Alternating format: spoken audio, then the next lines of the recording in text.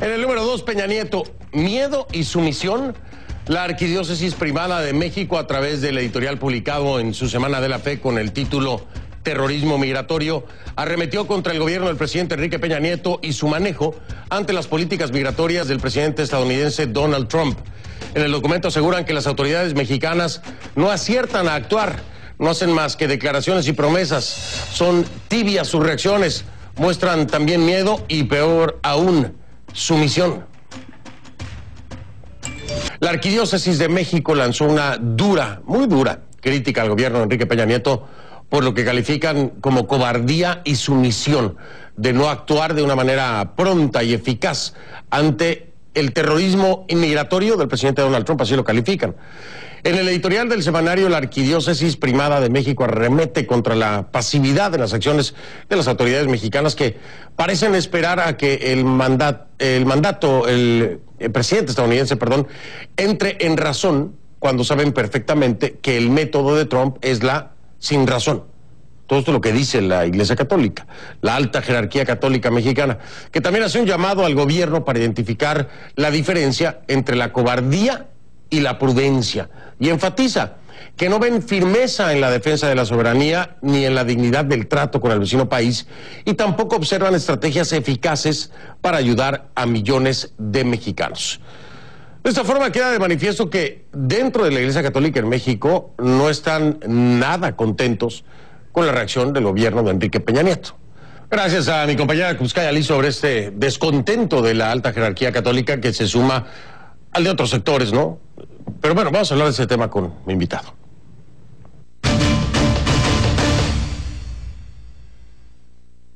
Le doy la bienvenida entonces a Helio Masferrer, antropólogo e historiador, experto en temas de religión. Él nos acompaña desde nuestros estudios de CNN, allá en la Ciudad de México.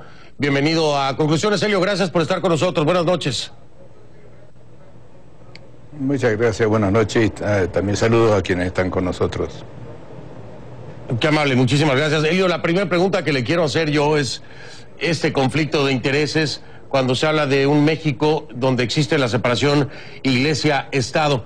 ¿Cree usted que esta crítica, que para muchos es concreta, puntual y con razón, ha cruzado esa línea? Bueno, lo que pasa es que quien cruzó la línea fueron los políticos, porque al recibir en Palacio Nacional al Papa y querer todos sacarse un selfie con él y todo esto que pasó en febrero del año pasado, y luego los políticos fueron a comulgar a la Basílica de Guadalupe, encabezados por el presidente de la República. En esa perspectiva, prácticamente se borró la antigua distancia que había entre unos y otros, y más adelante, cuando se hizo el intento de poner la reforma constitucional para el matrimonio igualitario, como que de alguna manera terminó el gobierno retirando la propuesta por la presión de los grupos católicos y evangélicos. En esa perspectiva, el gobierno y muchos políticos no tienen, podríamos decir, músculo como para decirle a la Iglesia que no le diga las cosas que le dice, ¿no? Por un lado, y por otro lado, en general, lo que está diciendo la Iglesia es algo que tiene un consenso significativo en la población, y entonces, de alguna manera, siguiendo la política del Papa Francisco, se posicionan tratando los problemas de los pobres, los que no tienen voz, etcétera. Entonces, podemos decir que el gobierno no está en condiciones de abrirse un nuevo frente, y los políticos menos. Y los políticos menos. Ahora, el hecho de que, porque al final de esta editorial, me llamó mucho la atención cómo resalta, ¿no?, la labor que vendrían haciendo las comisiones episcopales de México y Estados Unidos en cuanto al esfuerzo por atender la crisis, atender a los inmigrantes indocumentados. Esto le da un punto de apoyo a la Iglesia Católica para poderse manifestar sobre este tema, es decir, el trabajo que se hace. Aquí hay muchos que buscan refugio precisamente en las iglesias. Este es un punto moral que le permite a la iglesia meterse tan de lleno como se han metido en el tema. Bueno, ese es otro asunto, porque la jerarquía católica no ha respaldado a las órdenes y congregaciones religiosas y sacerdotes que apoyan a los migrantes. Entonces, es un caso muy claro de doble lenguaje. Por un lado golpea políticamente al gobierno, por otro lado dice que está haciendo cosas, pero descalifica a los sacerdotes y a las congregaciones religiosas que apoyan a los migrantes en concreto. O sea, no han hecho colectas para la gente que viene, no han desarrollado una red para ver qué hacer cuando les lleguen 4 o 5 mil inmigrantes diarios, etcétera, ¿no? Entonces, realmente está a nivel del discurso. Y mientras tanto no apoyan a las más de 60 centros que tiene la Iglesia Católica en México de apoyo a migrantes. Entonces es como un doble lenguaje, porque por otro lado que se reúnen con la conferencia de Estados Unidos, pero tendría que hacer un trabajo con las conferencias episcopales de Centroamérica, que son en gran parte los afectados, crear otro tipo de redes, etc. Entonces, en realidad la Iglesia maneja un discurso, pero no, la jerarquía católica no se compromete como algunos de sus feligreses y de sus sacerdotes y monjas religiosas, que sí son importantes y deben tenerse en cuenta.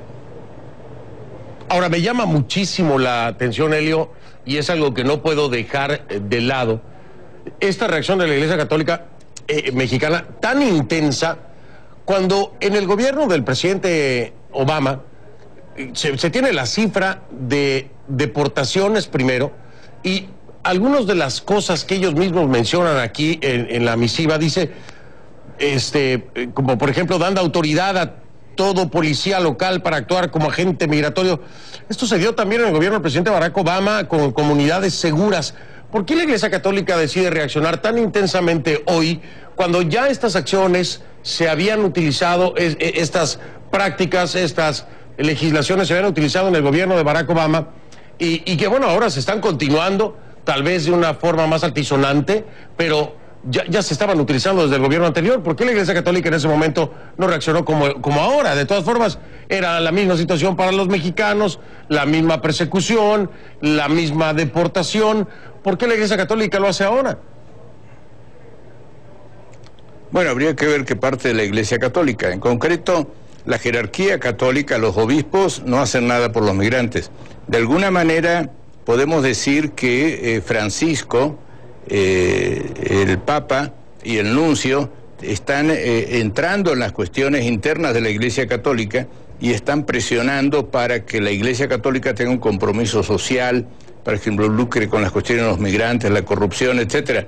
Entonces, cuando se habla de la Iglesia Católica, a veces se piensa en un bloque homogéneo, y esto no es así, sino que prácticamente debemos entender que Francisco les está tomando el control de la Iglesia Católica, y en realidad son intervenciones del Papa que presionan sobre esta jerarquía. Por ejemplo, el periódico de la Fe en realidad no lo maneja el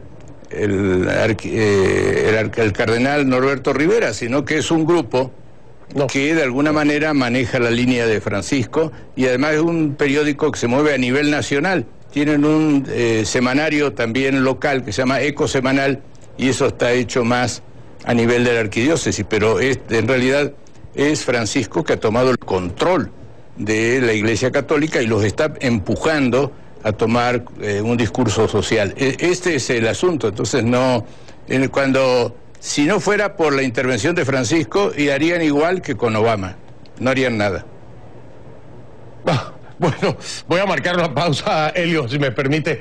Con Helio Masferrer, antropólogo e historiador, experto en temas de religión, nos acompaña desde nuestros estudios allá en la Ciudad de México, y le preguntaba a Helio, antes de ir a la pausa, ¿qué es lo que podría o buscaría lograr la Iglesia mexicana a través de este editorial, pues ya sea a nivel político, a nivel social, no sé, ¿qué objetivo pudiera tener este editorial desde la perspectiva, dígamelo usted, de la Iglesia Católica Mexicana, o desde la perspectiva de un Papa Francisco, por ejemplo? ¿Cuál sería la intención?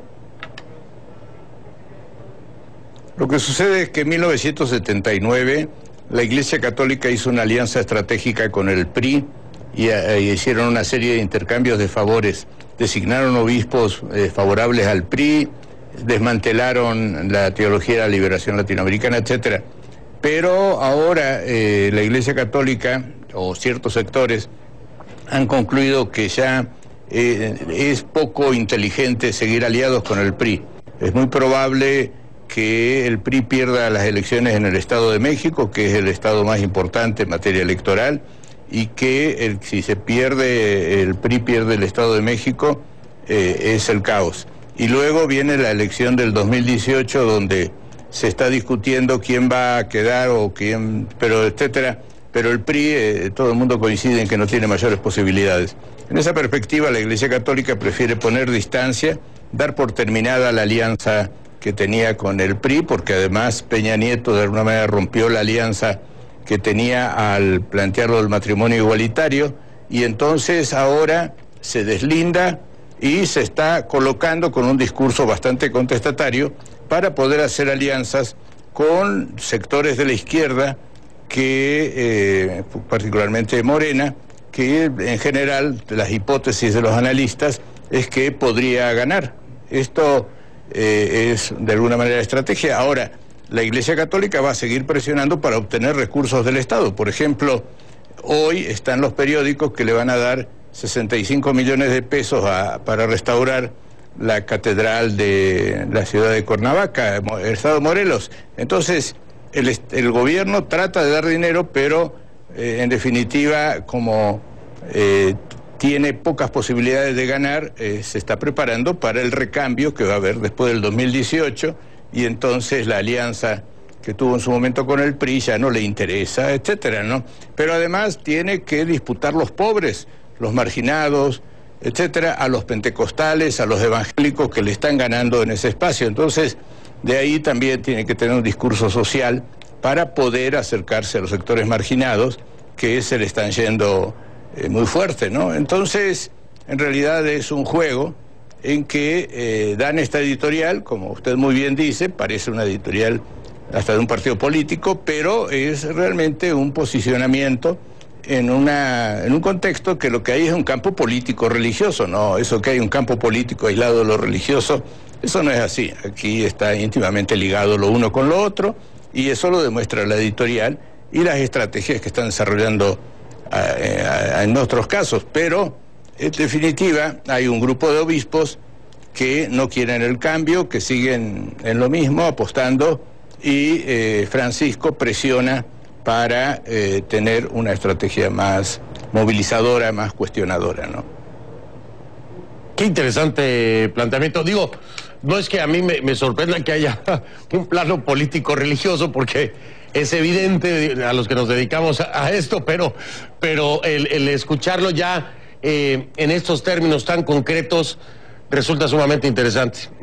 Yo creo que lo voy a molestar, Elio, si me permite, en el transcurso de esta semana o la próxima, para profundizar más en ese ángulo que es sumamente interesante. Mientras tanto, agradecerle que haya...